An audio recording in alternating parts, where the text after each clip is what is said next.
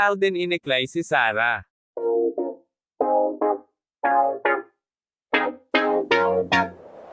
Super good vibes ng eksenang nagkikita-kita sa hallway ng studios ng ABS-CBN sina Alden Richards, Julia Montes at Sarah Geronimo.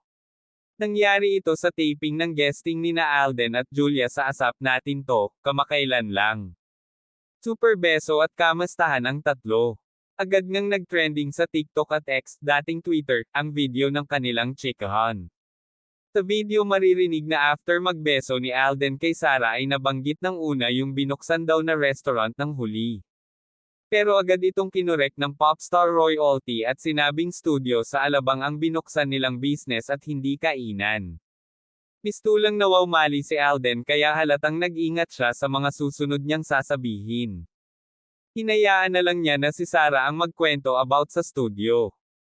Ang cute lang kasi, nag-effort ang kapuso actor na mag-open ng short conversation between him and Sarah, yung nga lang ay mali ang info niya, pero at least ay nakapagkwentuhan sila kahit sa maikling sandali lang. Nag-promise na lang si Richard sa misis ni Matteo Guidicelli na bibisita siya sa G Studios pag may free time siya, na ikinatuwa naman ni Sarah. At dahil sa encounter na iyon, mas lalo tuloy lumakas ang clamor ng fans na magsama sa pelikula sina Sarah, Alden. Ito talaga ang malaking wow, kapag natuloy na magka-project sila, ha? Ang tanong nga, kung magsasama sa pelikula ang dalawa, mahigitin kaya nun ang box office gross ng Hello, Love, Goodbye, ni Alden kung saan nakapareha nito si Catherine Bernardo. Oh well, abangan na lang natin kung magkakapelikula nga ba talaga sina Alden, Sarah, no?